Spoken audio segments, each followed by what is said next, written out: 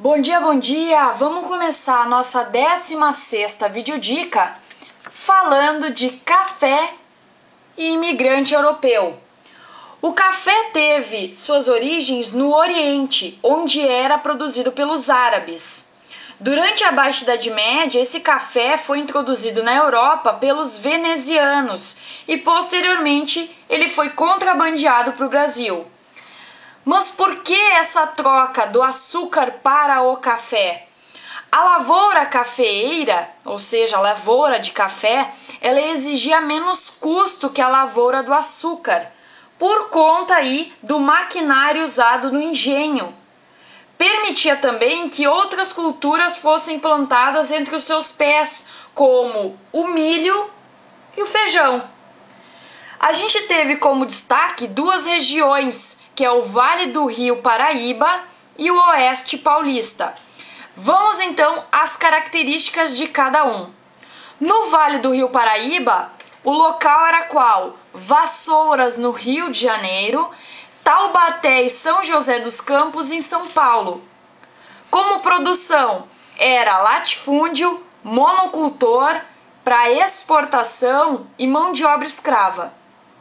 Como sociedade, era conservadora, escravocrata e patriarcal.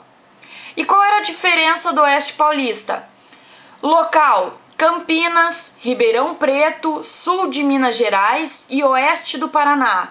E agora vem o diferencial. Produção: era latifundiário também, era também monocultor e também de exportação. Mas tá aqui, ó, a mão de obra era escrava, mas tinha a assalariada dos imigrantes.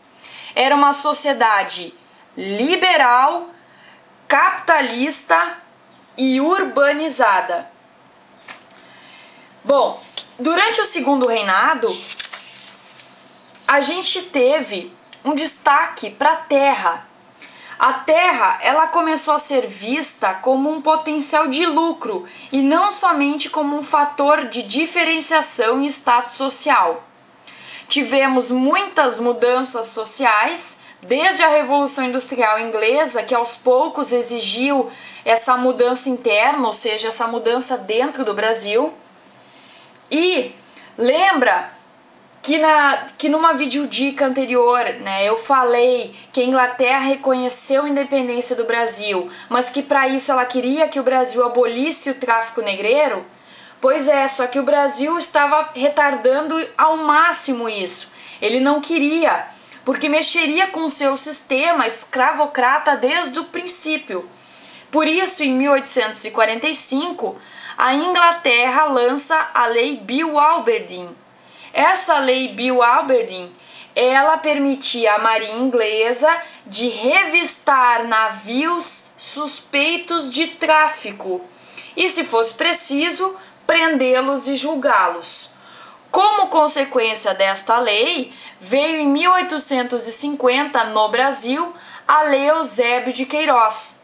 O que era esta lei? Ela abolia o tráfico internacional de escravos para o Brasil. Só que essa lei ela trouxe consequências. Vamos a elas. Algumas das consequências: escassez de mão de obra, intensificação do tráfico interprovincial, aumento da imigração dos europeus, diversificação de investimentos em outros setores da economia. Também em 1850 e também no Brasil, a gente teve a Lei de Terras, onde as terras públicas só poderiam ser adquiridas através da compra.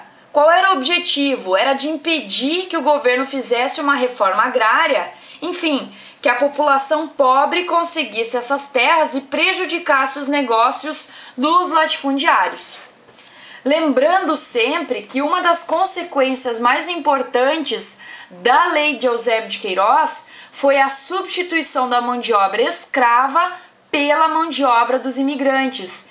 E o fator que ajudou essa vinda dos europeus era a ideia de branquear a população brasileira.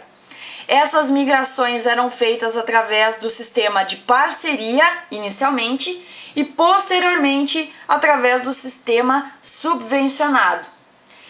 Então tá, pessoal, por essa videodica era isso, e na próxima eu vou falar de política externa do Segundo Reinado.